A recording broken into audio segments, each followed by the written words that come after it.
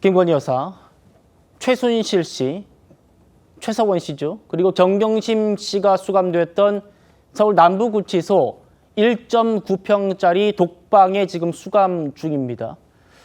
전직 영부인 예우 차원에서 봤던 이 경호처의 경호도 당연히 중단됐고요.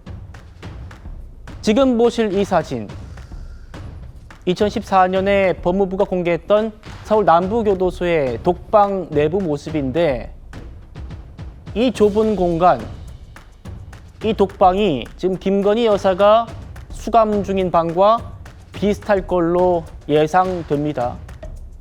똑같진 않겠지만 남부교도소에서 이 정도가 독방이다라고 공개한 게 지금 이 사진이기 때문에 비슷할 걸로 전망 정도 되고는 있습니다. 이현정 의원님. 네.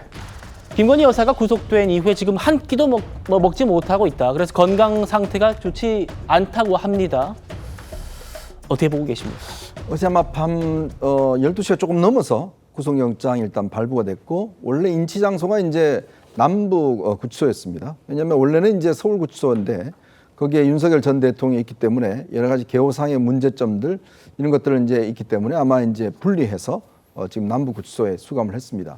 일단 수감 결정이 내려지면 일단 방이 정해지고요. 그 다음에 이제 여러 가지 머그샷이라든지 이제 이 신체 점검을 하고 사진도 찍고, 그 다음에 이제 이 안에서 입는 수영복으로 이제 갈아입습니다.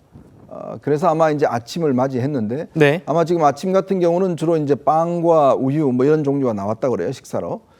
아마 김 씨가 일단 뭐 전혀 식사를 못 하고 있는 것으로 알려지고 있습니다. 예. 이게 일단 본인이 식사를 이제 여러 가지 그 지병도 있고 해서 뭐 그렇게 해서 안 하는 것인지, 아니면 아마 구속되면서 이제 이 호송차에서 그런 이야기를 했다는 게 알려지고 있어요. 본인이 영장이 발부가 되면 앞으로 조사받으러 가지 않겠다라는 그런 이야기를 했다고 그래요. 이제 그렇다면 이게 이제 지금 아마 이 좀 전에 보셨겠지만 그 공간 자체가 일단 저희가 보는 것만으로도 굉장히 답답함을 느끼지 않겠습니까? 네, 다시 한번 그 공간 좀 네. 볼 수 있을까요? 자, 그런 상황인데 아마 여기에 그냥 보통 평균적인 생활을 하다가 실제로 여기에 들어간다는 것 자체가 굉장히 그 뭐라고 이 압박감, 예. 그런 게 굉장히 심합니다, 사실은. 예. 폐소공포증 같은 것도 좀 있고요. 그리고 지금 전혀 외부와, 물론 변호사하고는 계속 만날 수 있습니다.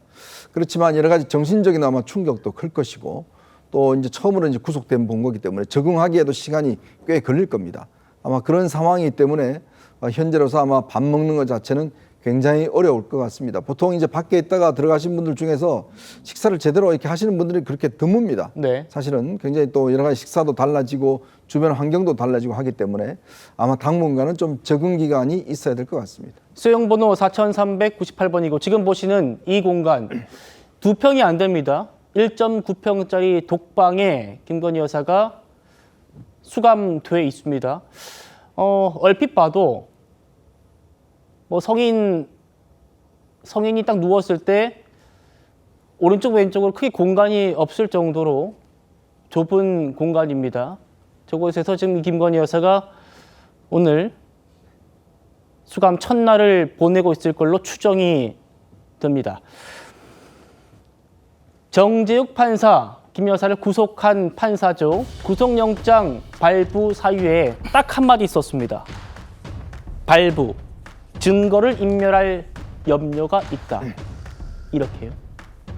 어제 저희가 아주 상세히 전해드렸습니다.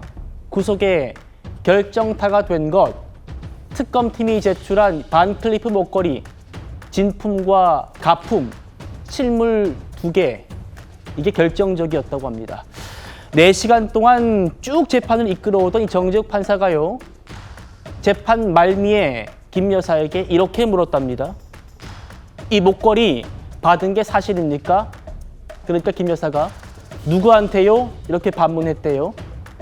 그러니까 정 판사가 누구한테든 목걸이 받은 적 있나요? 라고 묻자 안 받았습니다 라고 부인했답니다. 그 얘기를 듣자마자 정 판사가 심은 마치겠습니다 이러면서 끝낸 게 총 4시간 걸린 재판의 내용이었습니다.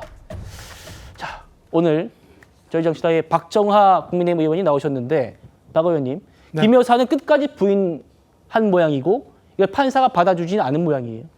어떻게 보셨습니까? 일단 뭐 상황 자체가 굉장히 안타깝기도 하고 참담하기도 합니다. 그동안 여러 사람들이 이런 일에 대해서 걱정을 많이 했는데 결국은 죄송합니다. 이런 상황까지 왔는데요. 말씀 주신 것처럼 그 서희건설 측으로부터 받았다는 저 목걸이에 대한 그 진술 여부가 구속에 결정적인 영향을 미쳤던 거 아닌가라는 생각이 듭니다. 그래서 왜 그렇게까지 했었어야 되는지 앞으로 뭐 조사하면 나오겠습니다만은 네. 그 부분이 못내 뭐 아쉬운 부분일 수도 김건희 여사 측에서는 있을 거라는 생각이 듭니다. 계속해서 어제 법정에서 어떤 일이 있었는지 살펴보겠습니다. 조기현 위원장님.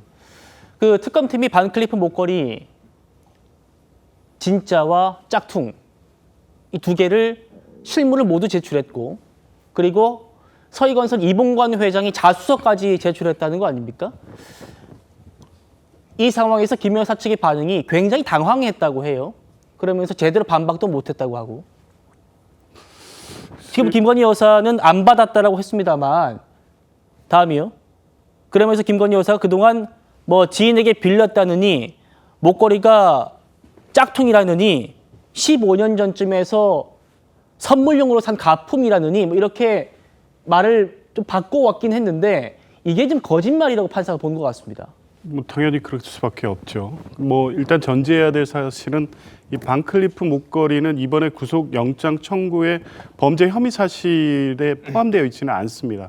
그런데 구속 영장 발부 사유를 영장 전담 재판부가 검토할 때는 증거 인멸의 우려는 여러 가지 정황이라든가 피의자의 여러 가지 그간의 행태 이런 걸 종합적으로 검토합니다. 그래서 그 판사가 이거 지금 별건 아니에요라고 물으면서도 또 받아준 그런 거군요. 그렇죠. 그러니까 앞에서 이제 관련된 이 세 개의 범죄 사실 관련해서도 탄핵 심판 직전에 휴대전화를 교체한다든가 쓰던 이 노트북을 포맷한다든가 문고리 3인방이 휴대전화를 초기화한다든가 이건 뭐 전형적인 증거 인멸의 행위이죠. 이 부분은 뭐 이미 확인이 돼 있었던 거고 관련해서 김건희 여사 측은 세 가지 그러니까 도이치모터스 주가 조작 명태균 의혹, 통일교 건진 의혹 전부를 부인하고 있는 상황이고요.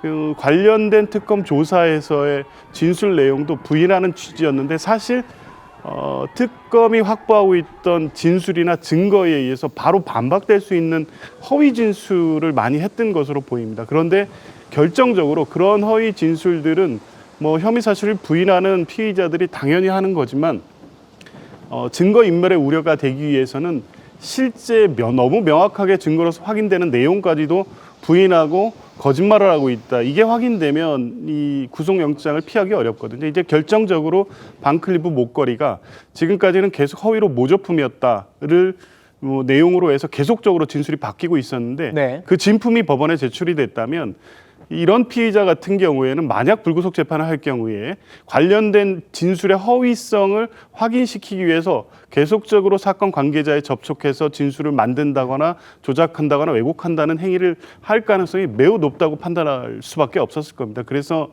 별건이었지만 어제 이 정재욱 판사 같은 경우엔 이 건을 결정적으로 마지막에 한번 확인함으로써 증거인멸의 사유를 명확히 인식한 계기가 된 것 같습니다.